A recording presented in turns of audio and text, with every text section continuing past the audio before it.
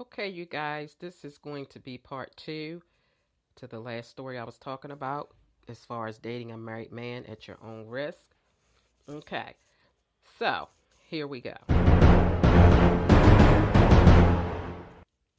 So, as I was saying in the last Spreaker podcast, about, once the man decides that he want to go back to his wife or leave you and don't want to be with you no more, then you start talking about his little penis and it was dysfunctional and he had bad breath and all that stuff. And basically what I was saying was you knew from the very first time that you slept with him that he had a little dysfunctional situation going on. You knew his breath was bad.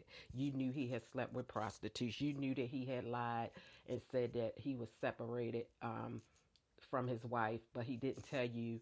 Well, he told you that he was separated from his wife, but he didn't tell you, oh, by the way, I still live with her, even though it's not like that between us, okay?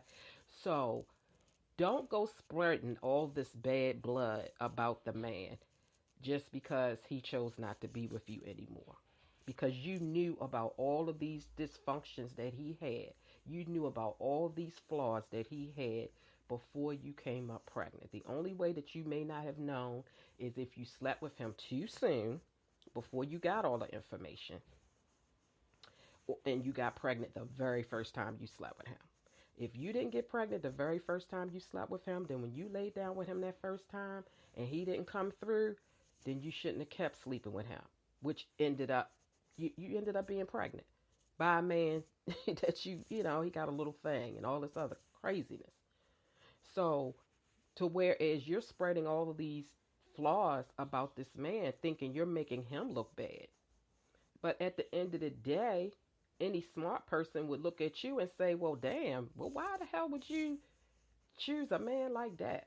Why would you continue to lay down with a man after you knew all of these things?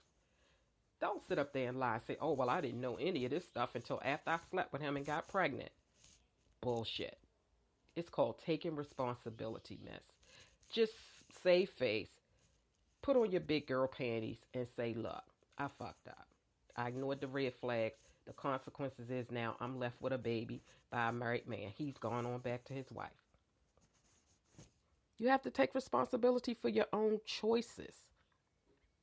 You have to take responsibility for your own choices.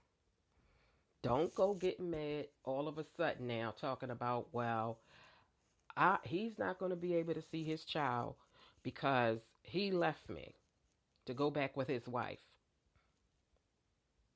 Really?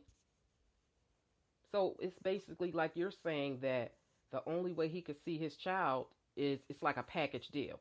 He has to be with you in order to be with the child. Wrong answer. People change. People fall out of love. He's not obligated to stay with you. Yes, that would be the ideal situation, to get married and have a baby and everybody grow up happy, happy home.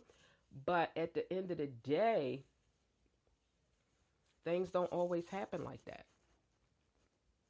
And then on top of that, why you mad at the wife? You slept with her husband.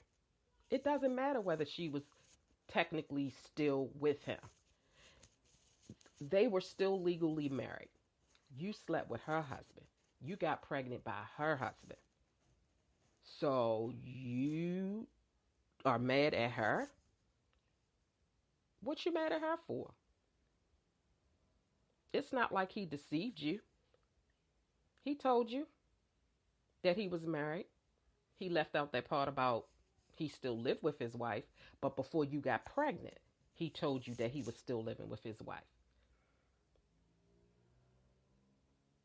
So you have to take responsibilities for your own choices. And that's why I say, at the end of the day, when it's all said and done, you got to point the finger back at yourself and say, you chose him. You can list 100 things that's wrong with this man. But at the end of any day, you chose him.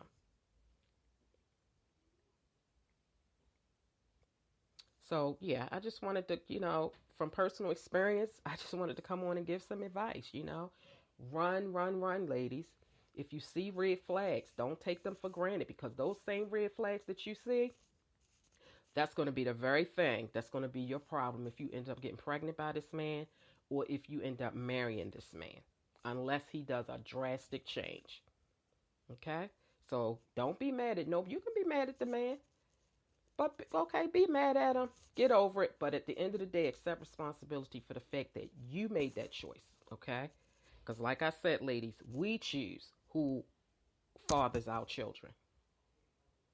Okay? And a man can choose who he wants to carry his kids. He needs to control where he puts his sperm. You need to control where who you drop it low for. Okay? So I thank you all for joining me tonight. I hope you all enjoyed this topic.